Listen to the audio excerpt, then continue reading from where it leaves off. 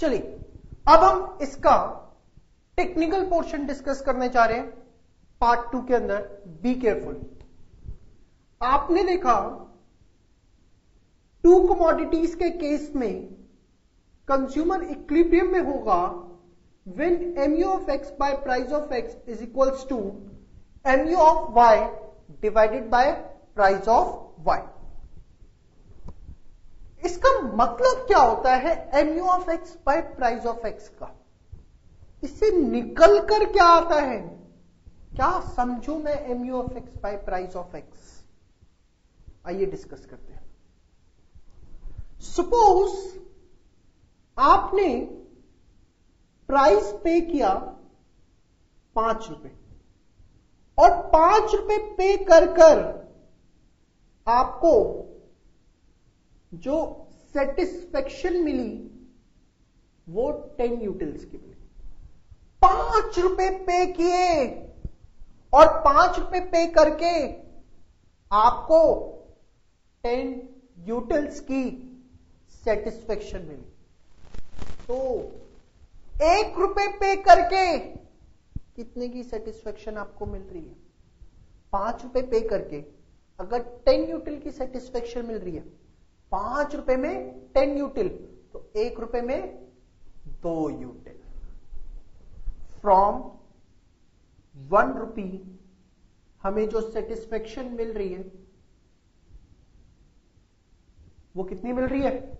2 utils. बात समझ में आ गई? यही हमें इससे पता लगता है mu of x by price of x 10 by 5 कितना आया? 2। दिस इज व्हाट कि 1 रुपए खर्च करके आपको x से कितनी सेटिस्फेक्शन मिल रही है। तो क्या मतलब है इसका? Utility from ₹1 spent on good X। अगर आप X पर 1 रुपए खर्च कर रहे हैं तो X पे 1 रुपए खर्च करने से आपको कितनी सेटिस्फेक्शन मिल रही है। सेम वे ये क्या बताता है? Utility from ₹1 spent on good Y।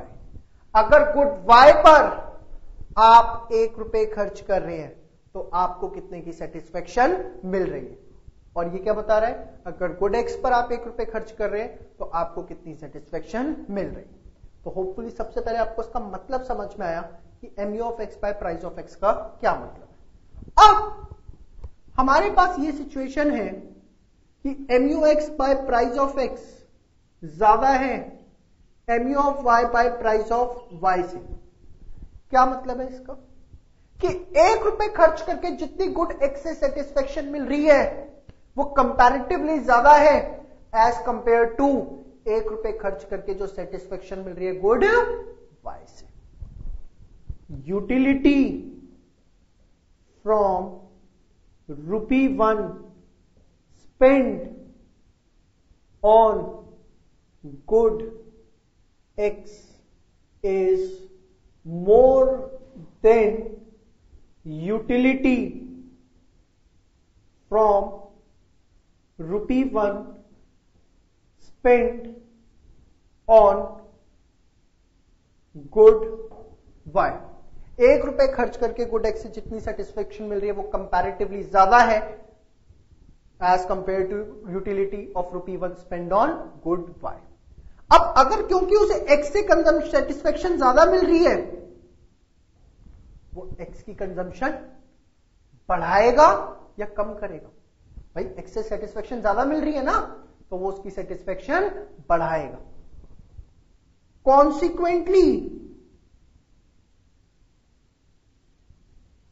consumer will increase the consumption of good X। अब अब जब वो गुड एक्स की कंजम्पशन बढ़ाएगा, जब हम किसी भी चीज की कंजम्पशन बढ़ाते हैं तो मार्जिनल यूटिलिटी क्या होती है? कम होती है। Therefore, marginal utility from good X will start falling. कौन सी लॉ थी ये? Law of diminishing marginal utility. अब अगर MUX ये कम होना शुरू हो जाएगा, सी प्राइस था 5, MU था 10, 10/5, अगर अब ये कम हो जाए 8/5 हो जाए, 6/5 हो जाए, 2, 1.6, 1.2 कम होता चला जाएगा। मतलब utility from ₹1 spent on good X will also start falling। वो भी क्या करेगा? कम होना शुरू कर देगा। 2 हुआ, 1.6 हुआ, 1.2 हुआ, will also start falling। Process समझ में आ रहा है? MU of X by price of X ज्यादा है MU of Y price of Y से, मतलब ₹1 खर्च करके गुड X पे सेटिस्फेक्शन ज्यादा मिल रही है as compare to good Y, तो हम X की कंजम्पशन बढ़ाएंगे, जिसकी वजह से मार्जिनल यूटिलिटी जो है X का वो कम होगा। अब जब मार्जिनल यूटिलिटी कम होगा 10, 8, 6, तो ऑब्वियसली जो ₹1 से मिलने वाली सेटिस्फेक्शन है वो भी क्या होती रहेगी? कम होती रहेगी। और कब तक? Till MU of X by price of X is equals to MU of Y by price of Y, जब तक ये एक दूसरे के इक्वल नहीं हो जाते। तो बेसिकली आपको ये प्रोसेस समझ में आया कि किस सिचुएशन में हमें क्या लिखना है, और उससे पहले हमें यह समझना है कि इसका मतलब क्या है। इसका मतलब समझ में आ गया तो आपको कोई दिक्कत नहीं है। और इसका मतलब क्या है? ₹1 अगर आप X पे खर्च कर रहे हो, अगर आप ₹1 X पे खर्च कर रहे हो तो उससे आपको कितनी सेटिस्फेक्शन मिल रही है? बड़ा सिंपल एग्जांपल था, ₹5 पे किए 10 यूटिल्स, तो ₹1 से 2 यूटिल, वो यहीं पर आ रहा था। तो मतलब utility from ₹1 spend on good X, this is utility from ₹1 spend on good Y, ये ज्यादा है इससे, मतलब utility from ₹1 spend on good X is more than utility from ₹1 spent on good Y. Consumer will increase the consumption of good X. MU of X will start falling. As a result, utility of ₹1 spent on good X will also fall. और कब तक? जब तक वो equal ना हो। Vice versa situation है। Vice versa situation के अंदर हमें कुछ नहीं करना। सपोज MU of Y ज्यादा है प्राइस ऑफ Y से, तो मतलब गुड X Y की यूटिलिटी ज्यादा है as compare to good X। Consumer किसकी कंजम्पशन बढ़ाएगा? गुड Y की। MU of Y will start falling. किसका utility from ₹1 spend on good Y will also start falling. कब तक? जब तक वो एक दूसरे के इक्वल ना हो जाए। तो ये आपका पूरा का पूरा प्रोसेस है जो आपने देखा, जो हमें लिखना है एडजस्टमेंट प्रोसेस, कि क्यों इक्विलिब्रियम तभी है जब दोनों इक्वल हैं। अगर MU of X by price of X बड़ा है MU of Y by price of Y से तो क्या होगा, या MU of Y by price of Y बड़ा है MU of X price of X से तो क्या होगा।